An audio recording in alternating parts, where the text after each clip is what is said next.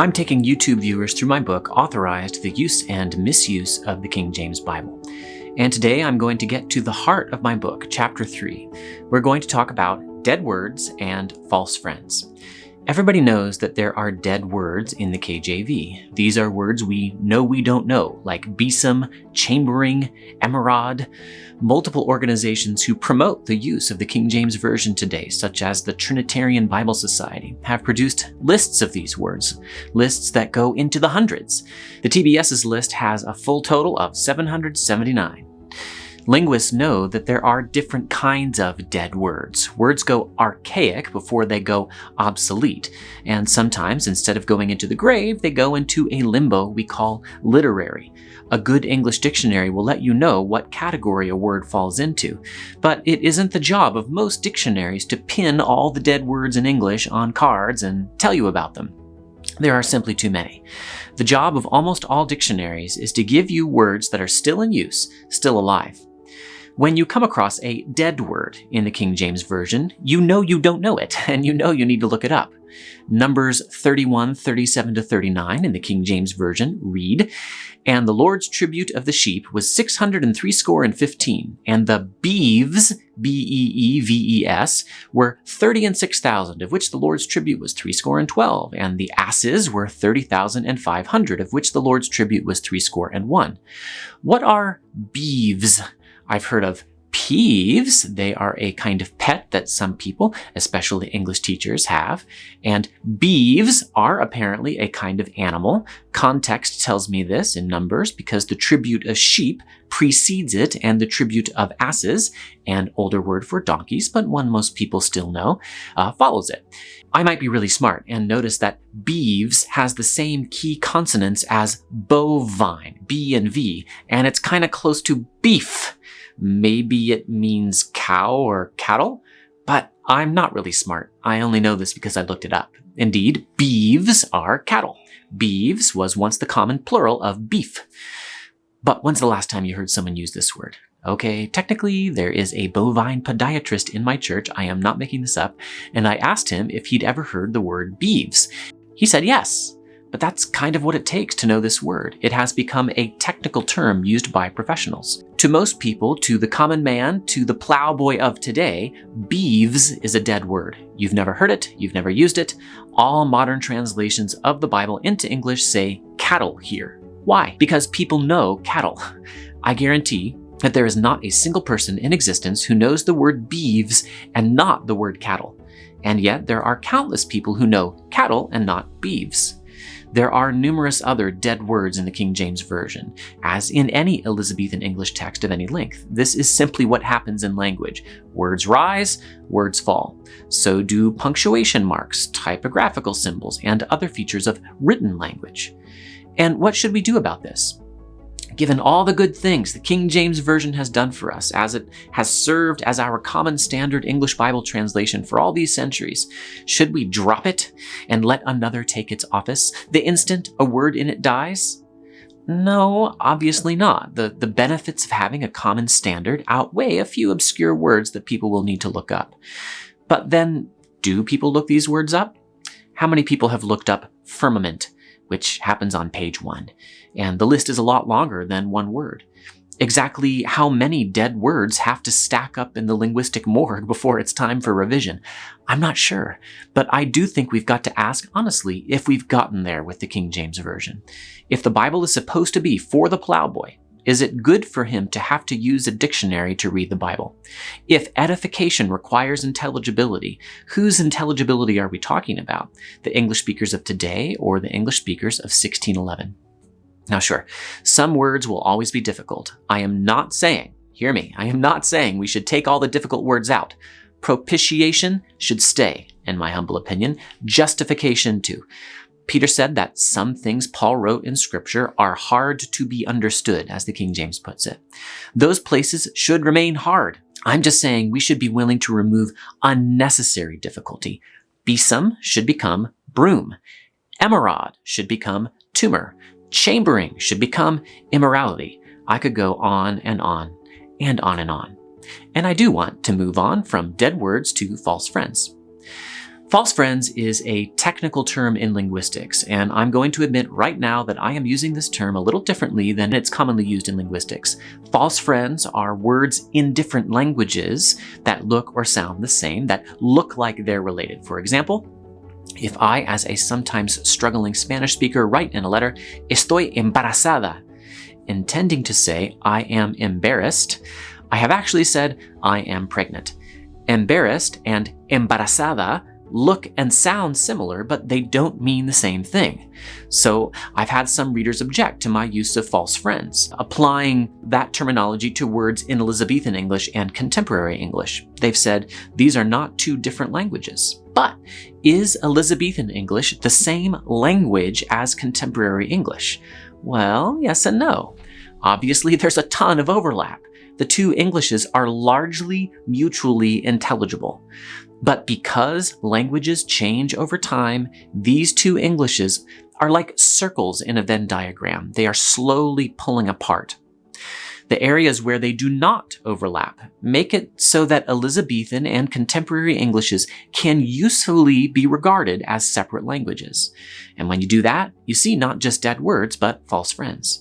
You see words that look and sound the same in the two Englishes, but mean different things. Or I could put it this way. It isn't just words that die and change in a given language, it's also senses. A false friend in the King James Version, the way I define it, is a word or other piece of written language like punctuation, but let's stick with words, that's easier. A word that meets three criteria. First, it was used in 1611 and is still used today. Second, its list of senses has changed over time. Third, there are contexts in which the word appears in the King James Version that will make contemporary readers assume a modern sense rather than the one the King James translators intended. Now, this is all abstract. Let's talk through some actual concrete examples. Because false friends are the biggest obstacle to the contemporary use of the King James Version, in my opinion, this is important.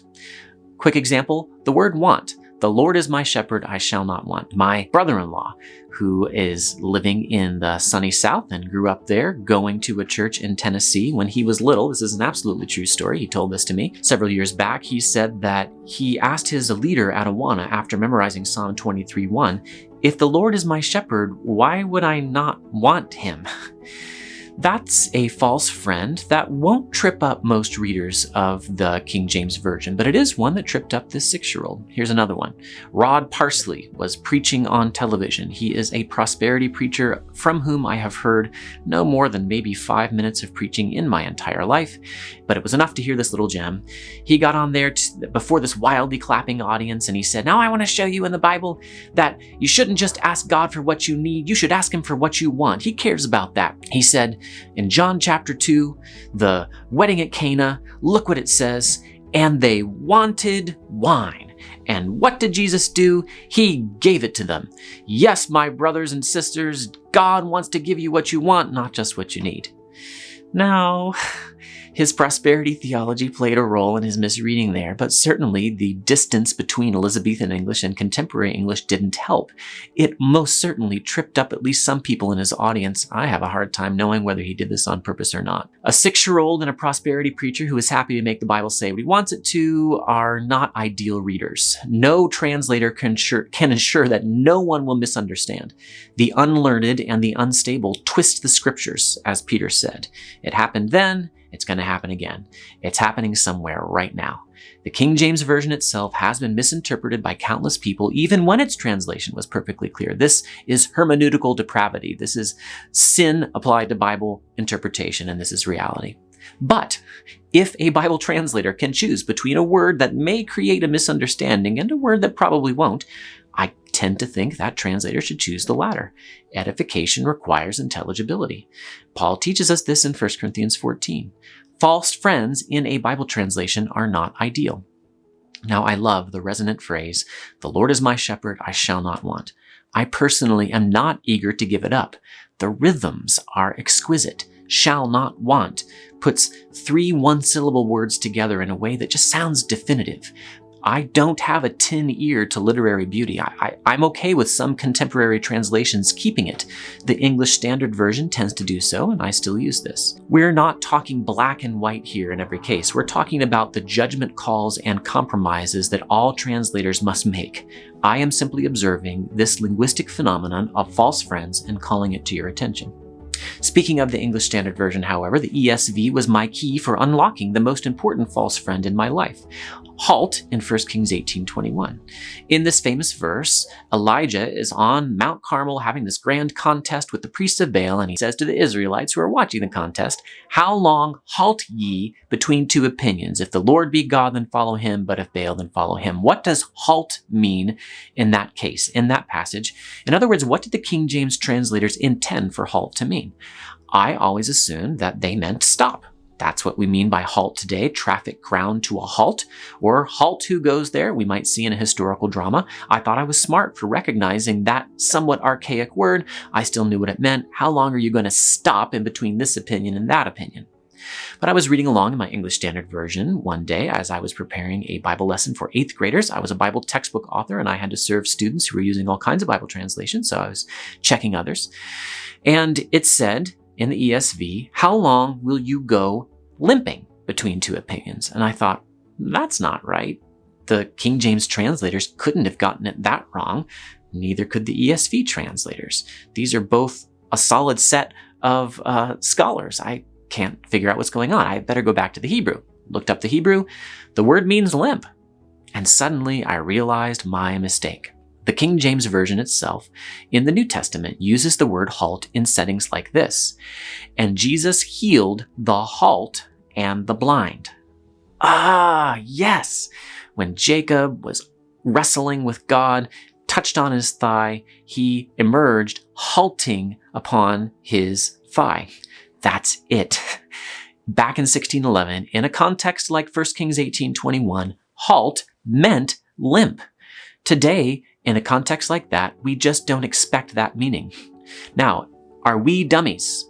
No, we're not. We don't use the word that way. We use it in other ways. We still use it. We just use it to mean something different. It's a false friend. Were the King James translators wrong? No, they weren't. They couldn't predict the future of English, even though they shaped that future. Language changes. Nobody can stop it.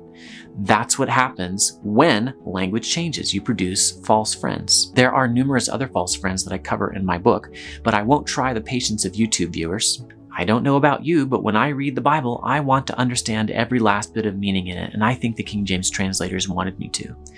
If it weren't the Bible we were talking about, I wouldn't put this kind of energy into asking for revisions that I've expended writing and speaking and interviewing and filming for my overall authorized project, of which you are now watching just a part. I love Shakespeare as much as the next red-headed ultimate frisbee player, but I can't honestly say I care enough to slam my head against the brick wall of cultural opposition that, say, John McWhorter, the great linguist, has had to face when he has called for 10% translations precisely in order to eliminate dead words and false friends. I talked with McWhorter about this on his own Word Nerd podcast called Lexicon Valley, and he asked me, basically, you must have committed people next to you in church who think you're crazy for mentioning these false friends and questioning the role that the King James Version has been playing in English-speaking churches. And I told him, yes, there are indeed lovely people who think I'm making a mountain of case against the King James Version out of a molehill of linguistic differences.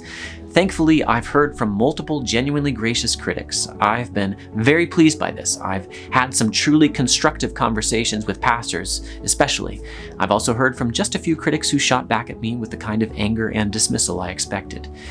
One of them was my most accredited critic, who actually said in his review of my book that because of smartphone dictionaries, and I quote, "never has it been easier to read the King James Version." But here's my plea. As of the release of this video, none of the small number of critics my work has attracted has done their homework. They have dismissed my complaint about false friends as overblown, and that's okay. But they haven't sat down, opened up the Oxford English Dictionary, and shown that my examples of false friends were overblown, that they were not in fact false friends. None of the small number of critics my work has attracted has done work in a linguistic corpus, like the Now corpus, which is free on the web and collects billions of English words and shows how they're used. These are basically all free tools to anyone who lives near a local library, and they're the accepted standards for linguistic work in English. In the last 2 years since my book was released, I have obsessively read every critical review I could find, even from the internet fringes. I've gotten some genuine insight from some of these critics. I really have done my best to listen to them, but their basic response has been twofold. One, they've tried to change the subject from English readability to Greek New Testament textual criticism. Two, they have said that I am abetting laziness among plowboys who refuse to use a dictionary. One of the most gifted of my critics recently said, quote, "The last thing I am going to do is give up my KJV because whiny contemporary evangelicals are functionally illiterate," end quote.